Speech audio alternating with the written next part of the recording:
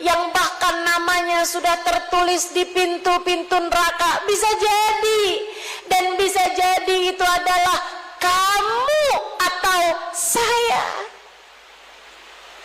Kita tidak pernah tahu nilai kita di mata Allah Subhanahu wa ta'ala. Karenanya saat duduk di majelis, ya Allah, yang disayangin jangan cuman yang solehah ya Allah, yang belum solehah sayangin juga ya Allah. Bukankah kami berkumpul bersama-sama? Ya Allah, turun ampunannya yang banyakan ya Allah. Yang dosanya banyakan, kasih ampunan yang banyak ya Allah. Yang dosanya sedikit tapi besar-besar, kasih ampunan yang besar ya Allah. Agar semua dari kami menjadi perempuan-perempuan berkelas surga. Amin ya Rabbal Alamin. Ra'aitu lailata an usriya bi anna aktsar ahli nar minal fuqara. Kata Nabi Muhammad, saat malam saya di Isra Mi'rajkan, saya lihat di neraka kebanyakan penghuninya adalah dari orang-orang miskin. Para sahabat terkejut. Aminal mal ya Rasulullah, apakah mereka miskin harta wahai Rasulullah? Sebab kalau miskin harta, Nabi juga miskin. Para sahabat banyak yang dalam keadaan miskin, karenanya mereka perlu bertanya, aminal mal ya Rasulullah, miskin hartakah mereka wahai Rasul? Nabi Muhammad menjawab, la bal minal ilim, mereka bukan miskin harta tapi miskin ilmu. Karenanya jangan pernah berhenti belajar. Terus tiap kali dengar ada majelis yang bisa dihadirin, dihadirin. Yang nggak bisa dihadirin tuh handphonemu ada di tangan. Semua orang sekarang pegang HP, bahkan ada yang HP-nya 3. Nggak tahu tuh buat apaan aja, padahal kagak ada yang telepon juga. Pakai smartphone-mu itu untuk urusan-urusan yang bermanfaat bagimu. Dengarkan, sekarang ada banyak ilmu pengetahuan disampaikan oleh para ulama-ulama kita dengan cara yang mudah. Simak, dengarkan cara ibadah, cara sholat, cara biar tambah cinta sama Nabi Muhammad, kisah hidupnya Nabi Muhammad disampaikan dengan begitu detail oleh para ulama-ulama kita. Teruslah menuntut ilmu, sebab menuntut ilmu itu sebaiknya dari sejak kita berada dalam buayan ibu hingga kita masuk ke dalam kubur. Teruslah menuntut ilmu. Saudariku sekalian yang saya muliakan, itu syarat utama pengen jadi ahli surga, jangan pernah berhenti menuntut ilmu. Yang kedua, pengen jadi ahli surga, maka milikilah senjatanya. Senjata ahli surga adalah takwa. Apa itu takwa? Jalanin perintah Allah sesuai dengan ilmu yang sudah kamu dapat tadi. Dijalanin, dipraktekkan. Sebab ilmu itu al-ilmu yahtif bil amal wa in istajab wa illar tahal. Ilmu itu akan memanggil penghuninya. Ilmu itu akan memanggil-manggil orangnya. Kalau kita jawab panggilan ilmu, maka ilmu menjadi sesuatu yang bermanfaat. Jika tidak, maka ilmunya akan hilang, akan sirna begitu aja. Dipraktekin. Udah kamu dapat ilmu tentang kesunahan tahajud. Masa denger dari zaman muda sunnahnya tahajud, sampai sekarang nggak mulai tahajud juga? Mau nunggu kapan mulainya? Hah? Mau nunggu kapan mulainya? Ini yang kalau dibangunin subuh aja masih susah. Ibu-ibu nih, yang kalau bangun buat sholat subuh aja masih sering kesiangan. Bu, mau kapan kamu jadi hamba Allah yang bertakwa? Mau kapan kamu menuju surga? Kata Allah Subhanahu wa taala, kadzab man idda'a mahabbati idza jannahu lail nama anni. Pembohong orang-orang yang bilang mencintaiku, menginginkanku, akan tetapi datang waktu malam, semua waktu malamnya diisi dengan tidur, tak pernah bangun untuk menghadap padaku.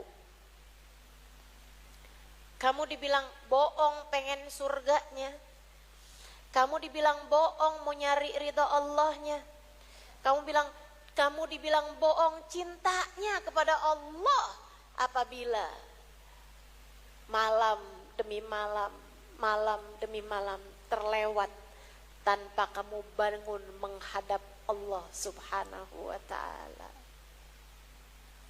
Yuk belajar jadi hamba yang bertakwa.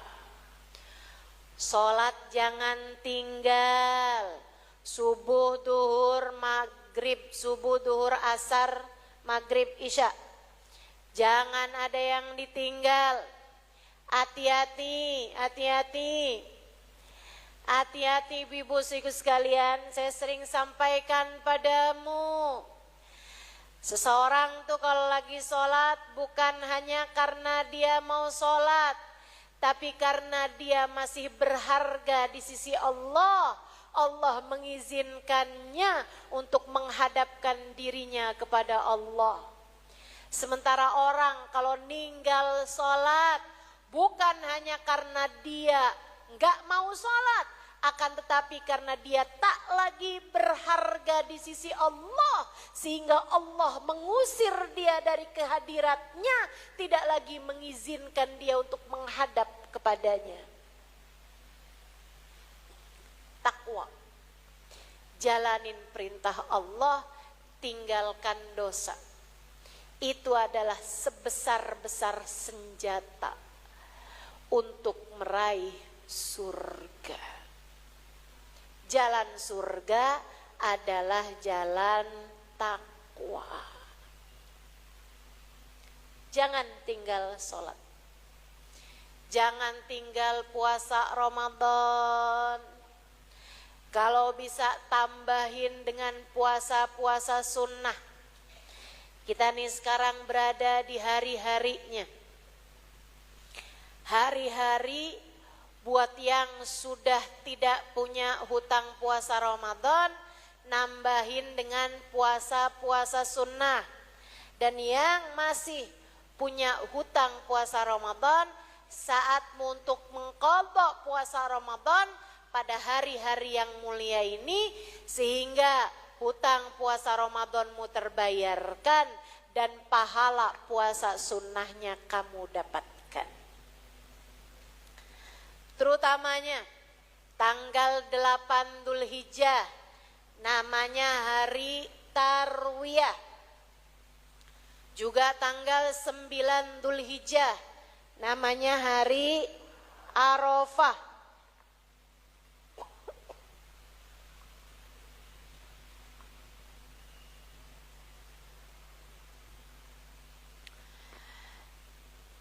Inilah arju an yakun som yom Arafah yukaffir dunub hadhihi sanah wal qadimah. Aku berharap, kata Nabi Muhammad, atau aku tahu bahwasanya puasa hari Arafah dapat menghapuskan dosa dari tahun yang sekarang dan juga tahun yang akan datang. Maka jangan tinggal puasa hari Arafah. Insya. Bahkan para ulama menyampaikan puasa hari Arafah adalah merupakan puasa yang tetap disunahkan bagi para istri tanpa izin suaminya sekalipun. Ini saya kasih tahu, para istri itu dilarang puasa sunnah tanpa izin suaminya, kecuali 2 hari puasa aja dalam sepanjang tahun, puasa hari Arafah sama puasa hari Asyura tanggal 10 Muharram, puasa Arafah tanggal 9 Dzulhijjah. 2 hari puasa ini diperbolehkan para istri untuk berpuasa tanpa izin suaminya. Kenapa gitu? Karena suaminya juga mestinya puasa. Lah ngapain kamu nggak puasa? Puasa. Suami istri sama-sama puasa. Insya Allah. Saudara sekalian yang saya muliakan, taat, takwa, jalan takwa, kerjakan perintah Allah, jauhi larangan-larangan Allah. Coba dilihatin dosa-dosa besar. Jangan sampai ada di antara kita yang masih terus-terusan melakukan dosa besar minum minuman keras, dosa besar narkoba. Saya yakin yang hadir di sini kayaknya bukan tukang mabok nih. Palingan maboknya mabok darat,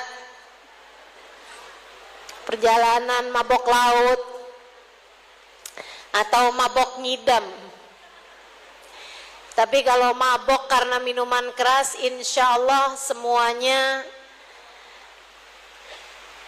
Allah jaga, insya Allah.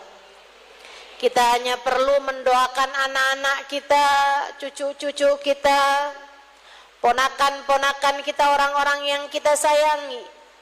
Semoga Allah jauhkan mereka dari barang-barang haram. Semoga Allah jauhkan mereka dari barang-barang haram. Semoga Allah jauhkan semua orang-orang yang kita sayangi dan diri kita sendiri juga dari semua barang-barang haram, insyaallah. Amin ya rabbal alamin.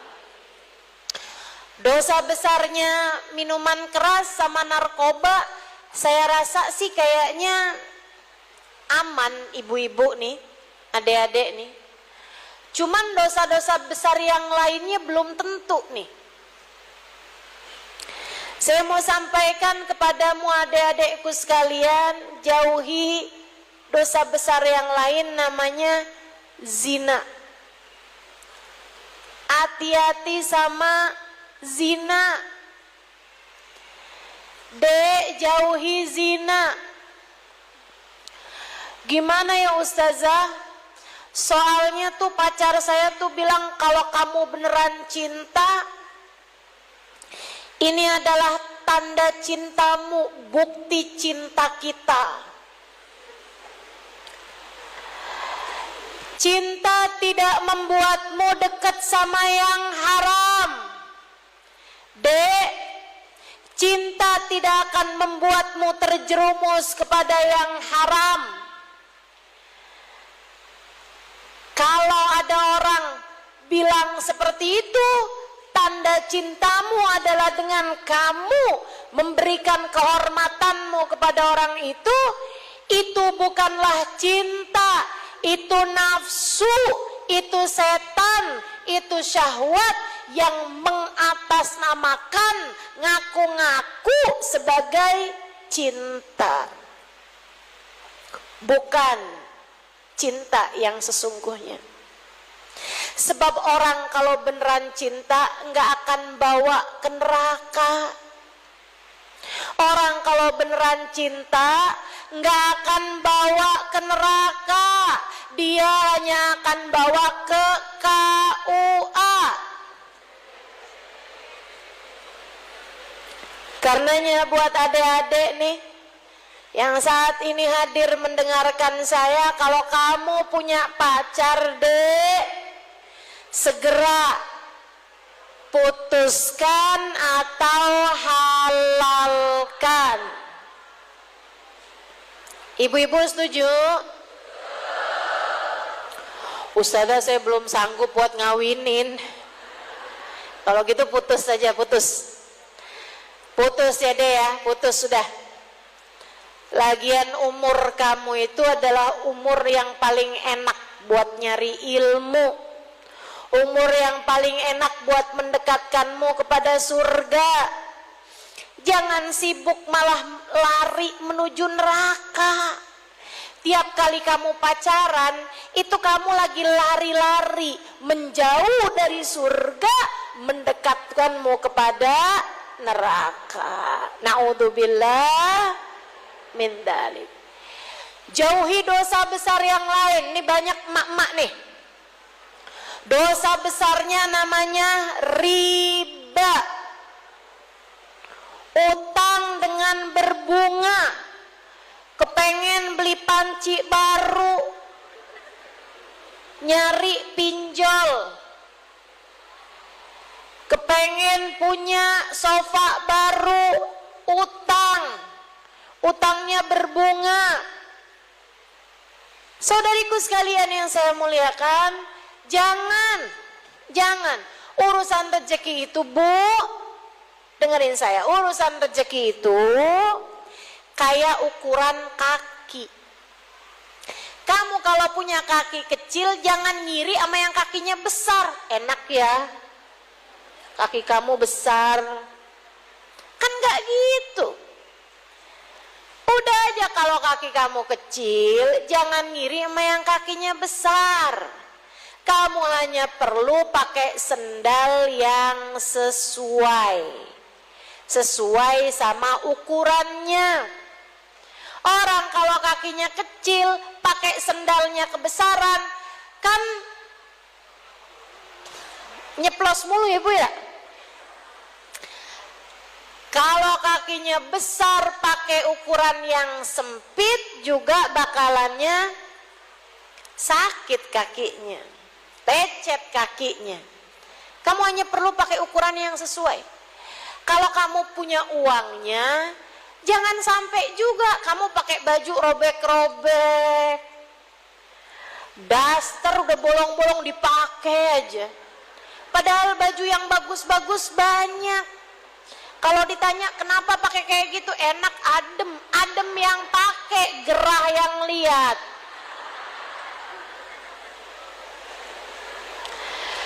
Kalau kamu ada uangnya, sampo kalau habis buang, nggak usah dikoclakin.